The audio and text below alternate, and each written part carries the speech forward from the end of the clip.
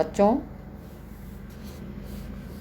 मैंने आपको जयशंकर प्रसाद जी का कविता पाठ गीत की जो कविता पंक्तियां हैं उसकी व्याख्या मैंने आपको बताया और श्रद्धा मनु में कुछ पंक्तियों की व्याख्या मैंने आपको बताई। अब आज हम लोग उसी पद्य पंक्तियों के आगे की पद्य पंक्तियों की व्याख्या पढ़ेंगे। ठीक। और देखा वह सुंदर दृश्य नयन का इंद्रजाल अभिराम, कुसुम वैभव में लता समान चंद्रिका से लिपटा घनश्याम। हृदय की अनुकृत बाह्य उदार एक लंबी काया उन्मुक्त, मधुपवन क्रीड़ित ज्यों शिशुसाल, सुशोभित हो सौरभ संयुक्त। अब कठिन शब्दों के अर्थ लिख लीजिए। इंद्रजाल जादू, चंद्रिका चांदनी, अनुकृति प्रतिकृति, शिशुसाल छोटा वृक्ष, सौरभ सुगंध। अब मैंने ये जो कविता पाठ किया, इस प्रस्तुत कवित्त पंक्तियों में कवि ने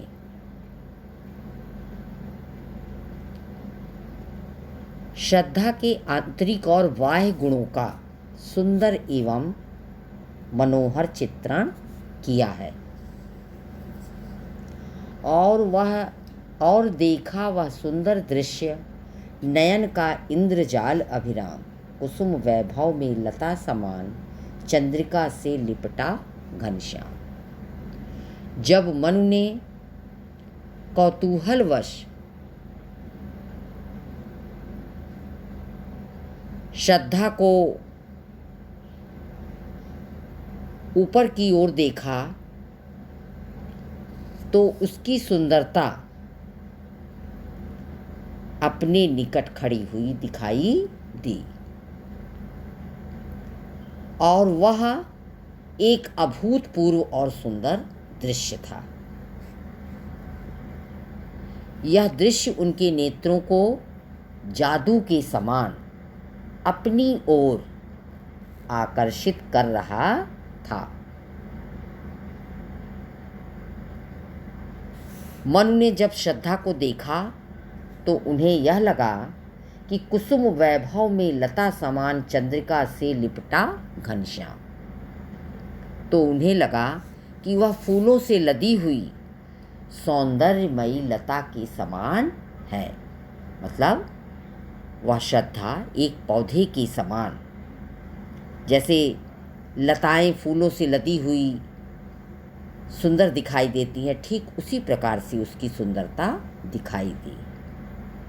उन्होंने यह अनुभव किया कि चंद्रमा की शीतल चांदनी से लिपटा हुआ मानो बादल का कोई टुकड़ा उनके सामने खड़ा है।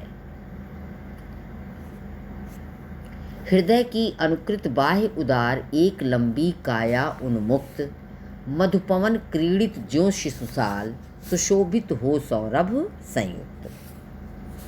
श्रद्धा के शरीर का अधिकांश भाग खुला हुआ था। ठीक। और उसका शरीर कैसा था? लंबी काया। उसका पूरा शरीर कैसा था? लंबा।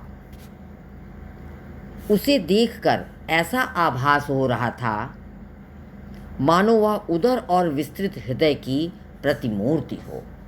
अर्थात विस्तृत उदार हृदय ही उसका शरीर से विस्तृत और लंबा है। मधुपवन क्रीडित ज्यों शिशुसाल, सुशोभित हो सौरभ संयुक्त। श्रद्धा का वह लंबा और सुंदर शरीर बसंत की सुगंधित और मंद मंद बहने वाली हवा के साथ मानो हटकेलियां करता हुआ शाल के छोटे वृक्ष के समान सुगंध से परिपूर्ण होकर वहाँ शोभायमान था। अब बच्चों, ये मैंने जो कविता पाठ किया, आपको इसी तरीके से कविता पाठ करना है, ठीक है। अब इसमें आपका अलंकार है उपमा और अनुप्रास, भाषा खड़ी बोली, रस श्रृंगार है और छंद 16 मात्राओं का श्रृंगार छंद।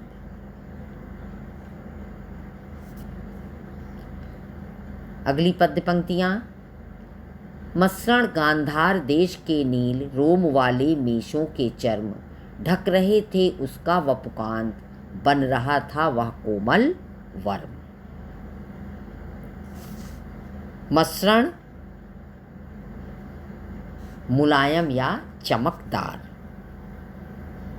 मेषों भेड़ के लिए कहा गया है, वपुकांत सुंदर शरीर और वर्म कवच। अब इस काव्य पंक्तियों में श्रद्धा की वेशभूषा का चित्रण किया गया है कि उसकी वेशभूषा कैसी है। तो श्रद्धा ने गांधार देश में पाई जाने वाली उत्तम नस्ल की नीले बालों वाली भेड़ों की खाल से बने अत्यंत सुंदर और चमकदार वस्त्र को धारण कर रखा था। वे वस्त्र न केवल श्रद्धा के कोमल रमणीय शरीर को ढक रहा था, बल्कि कोमल होते हुए भी उसकी सुरक्षा कवच बना था। कहने का आशय यह है, कहने का तात्पर्य यह है कि नीली भेड़ की खाल से बने उसके वस्त्र उसको सब प्रकार से सुरक्षा प्रदान करने में समर्थ थे। अब इसमें अलंकार है अंत्यानुप्रास, रस श्रृंगार है और छंद जो मैंने इसके पहले पद्य में बताया वही है, ठीक। नील परिधान बीच सुकुमार, खुल रहा मृदुल अधखुला अंग, खिला हो ज्यों बिजली का फूल, मेघ बन बीच गुलाबी रंग। ओह वह मुख पश्चिम के व्योम, बीच जब घिरते हों घनश्याम, अरुण रवि मंडल उनको भेद, दिखाई देता हो छविधाम। अब परिधान है, इसका अर्थ है वस्त्र। मेघवन, मेघ रूपी जंगल, और छविधान सुंदर। अब इन प्रस्तुत पंक्तियों में श्रद्धा के सौंदर्य का वर्णन, अर्थात यह पद्य उसी से अत्यधिक विख्यात है, उसका वर्णन किया गया है। नील परिधान बीच सुकुमार, खुल रहा मृदुल अधखुला अंग। उस नीले वस्त्र में श्रद्धा का सुकुमार, सुकोमल, आधा खुला हुआ अंग अत्यधिक सुंदर लग रहा था। खिला हो ज्यों बिजली का फूल, मेघ बन बीच गुलाबी रंग। वह इस प्रकार से सुशोभित हो रहा था जैसे बादलों के वन में गुलाबी रंग का बिजली का फूल खिला हो, अर्थात संध्या के समय पश्चिम के आकाश में जब काले मेघ घिर आते हैं और उन्हें चीरता हुआ सूर्यमंडल प्रकट होता है, तो उस समय उस सूर्यमंडल की जैसी शोभा होती है, वैसी ही उस मुख की शोभा थी। ठीक, मतलब सुंदरता का पूर्ण रूप से वर्णन किया गया है। अब भाषा इसमें आपकी खड़ी बोली है, रस, श्रृंगार रस, अलंकार, रूपक और उत्प्रेक्षा। ठीक है बच्चों, समझ में आया? फिर है अगला, चलिए एक पद्य आगे का 4-6 लाइन का और पढ़ते हैं। घिर रहे थे घुंघराले बाल, अंश अवलंबित मुख के पास, नील घन शावक से सुकुमार, सुधा भरने को विधु के पास।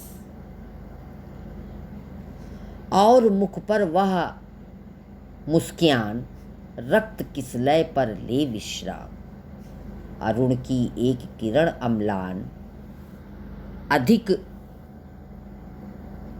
अलसाई हो अभिराम।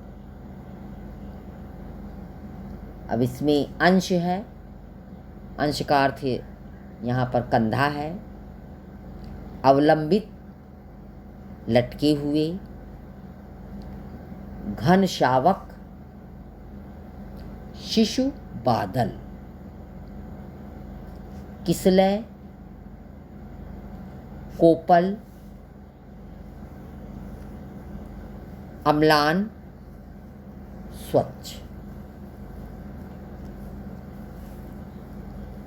तो इन प्रस्तुत पद्य पंक्तियों में श्रद्धा की सुंदरता का चित्रण तो किया ही गया है, जिसे मनु ने अपनी आँखों से देखा। ठीक, घिर रहे थे घुंघराले बाल, अंश अवलंबित मुख के पास, कंधों पर लटके हुए श्रद्धा के बालों का वर्णन करते हुए कवि कहते हैं कि श्रद्धा के चंदावत मुख के दोनों ओर लटके हुए घुंघराले बाल बड़े ही सुंदर लग रहे हैं। यानी कि उनके मुख के पास जो उनके घुंघराले बाल लटके हुए हैं वह बहुत ही सुंदर दिखाई दे रहे हैं। उन बालों को देखकर नील घन शावक से सुकुमार, सुधा भरने को विधु के पास, उन बालों को देखकर ऐसा प्रतीत होता था मानो छोटे छोटे कोमल बादलों के बच्चे, यानी कि वह घुंघराले बाल चंद्रमा के पास अमृत भरने के लिए आए हों, और मुख पर वह मुस्कान, रक्त किसलय पर ले विश्राम, अरुण की एक किरण अम्लान, अधिक अलसाई हो अभिराम। और श्रद्धा के उस रक्ताभ मुख से जो मुस्कान प्रस्फुटित हो रही है वह ऐसी प्रतीत हो रही है मानो श्रद्धा के लाल लाल अधर रूपी कोमल पत्तों पर हंसी रूपी सूर्य की चटकीली मुस्कुराहट रूपी किरण अलसाकर विश्राम कर रही हो। भाषा इसकी संस्कृत निष्ठ खड़ी बोली, रस, श्रृंगार रस, अलंकार, रूपक, उत्प्रेक्षा एवं उपमा, इन तीनों का समावेश है।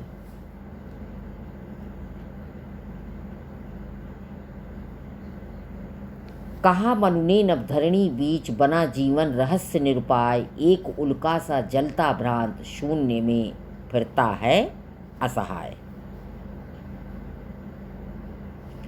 कौन हो तुम वसंत के दूत, बिरस पतझड़ में अति सुकुमार, घन तिमिर में चपला की रेख, तपन में शीतल मंद बयार।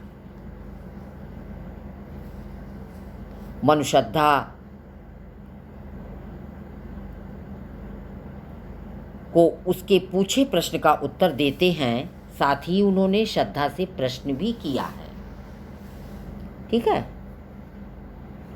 कहा मनु ने नभ धरणी बीच, बना जीवन रहस्य निरुपाय।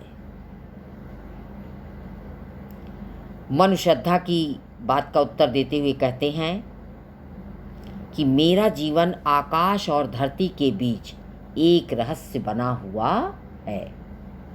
एक उल्का सा जलता भ्रांत शून्य में फिरता है असहाय। इस रहस्य को दूर करने का कोई उपाय नहीं है। मैं आकाश में असहाय होकर विचरण कर रहा हूँ। जिस प्रकार एक टूटा हुआ तारा एक उल्का सा जलता भ्रांत शून्य में फिरता है असहाय, जिस प्रकार एक टूटा हुआ तारा आकाश में जलता हुआ इधर उधर भटकता रहता है।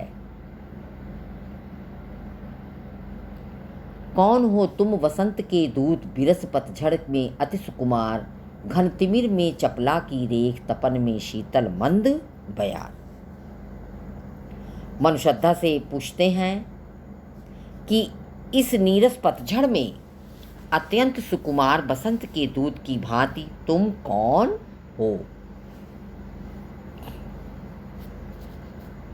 जहां प्रलय के कारण सब कुछ नष्ट हो चुका है, जन संस्कृति भी विनष्ट हो चुकी है, वहाँ एक आशा की किरण के समान तुम कौन हो? घन तिमिर में चपला की रेख, तपन में शीतल मंद बयार। निराशा के गहन अंधकार में बिजली की चमक की तरह भयंकर तपन में शीतल एवं सुख देने वाली वायु के सदृश तुम कौन हो? ठीक। अब बच्चों, आपकी क्लास आज यहीं समाप्त होती है।